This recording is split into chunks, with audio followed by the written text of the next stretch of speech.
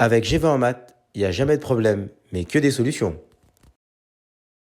Nous allons ensemble ici voir comment déterminer le signe d'un trinôme du second degré à l'aide de cette vidéo. Donc nous allons le traiter sur l'exemple suivant, c'est-à-dire étudier le signe du trinôme f de x égale 2x au carré moins 10x plus 8.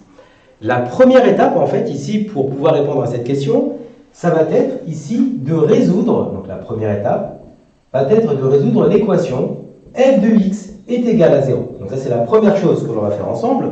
Donc en fait ici ça revient à dire que c'est 2x au carré moins 10x plus 8 est égal à 0.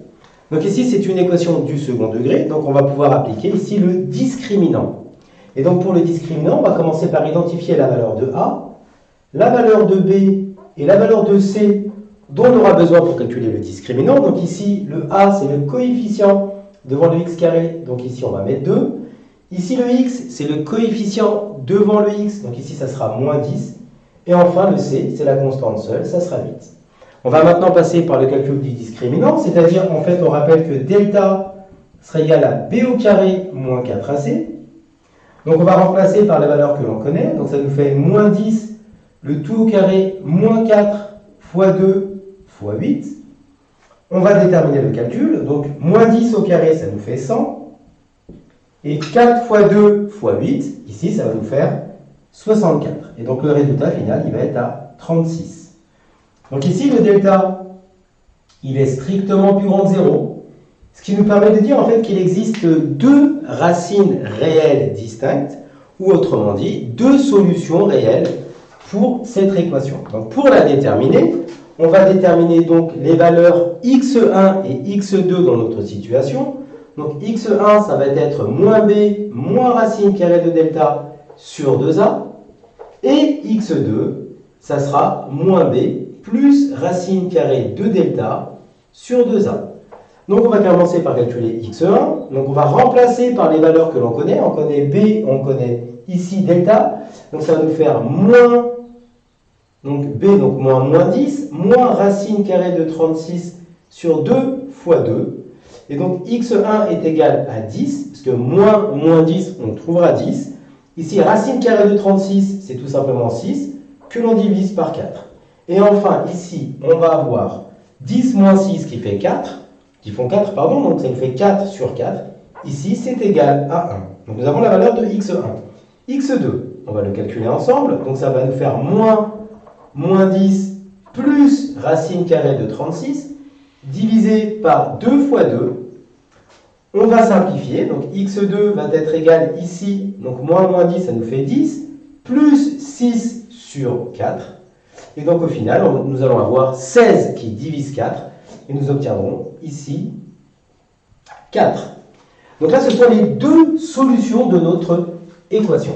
Une fois que l'on a fait ça, la deuxième étape, qui va être importante, la deuxième étape ici, ça va être de connaître l'allure de la parabole.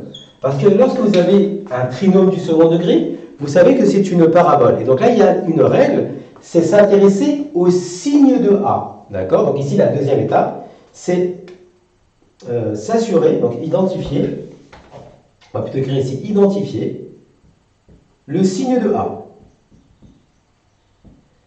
Donc en fait, ici, on est d'accord que A, il est égal à 2, et donc il est strictement plus grand que 0. Le fait que A soit positif, ça veut dire que notre parabole va être tournée vers le haut. Et notre parabole va être tournée vers le haut. D'accord? Donc ici, on va dire que la parabole est tournée vers le haut. Et en plus de ça, nous savons que notre parabole passera deux fois par l'axe des abscisses, ici en l'occurrence en x1 et en x2. Donc en fait ici, pour s'aider, nous allons faire un petit schéma qui va être au niveau du brouillon pour nous aider. Donc là ici, je vais tracer un repère. Et dans notre repère, on va modéliser une expression parabolique qui va avoir la parabole qui sera tournée vers le haut et qui passera par les points 1 et 4. Donc c'est juste une approximation pour vérifier, pour nous aider à faire le signe. Donc on aura quelque chose de similaire comme ça, une parabole. Donc ici, vous allez avoir la valeur de x1, ici, et ici, vous allez avoir la valeur de x2. Et donc là, qu'est-ce qu'on remarque? On remarque que avant x1, la courbe est située au-dessus de l'axe des abscisses. C'est-à-dire qu'en fait ici, nous allons avoir la courbe, le signe de f, qui sera positif. Ensuite, ici, entre les deux racines, nous sommes en dessous de l'axe des abscisses. Et bien ici, nous sommes dans une partie négative. Et après la deuxième racine x2, nous sommes au-dessus de l'exercice, donc nous sommes positifs. Et donc ça va nous permettre en fait de pouvoir tracer le signe de la fonction. Donc on va faire un tableau de signes. Ici, nous mettons x. Nous écrivons ici signe de f de x. Nous travaillons bien entendu ici sur R. Donc ici, on va mettre sur moins l'infini à plus l'infini. Nous allons identifier les deux racines. Donc c'est-à-dire en fait ce sont les deux points où la courbe va passer par l'axe des abscisses. Donc ici en l'occurrence 1 et 4. Donc on met 1 ici et 4 ici. Et donc là maintenant, comme nous avons dit que la parabole était tournée vers le haut, donc elle a une allure comme celle-ci. Donc on va commencer par être positif, puis négatif, puis positif.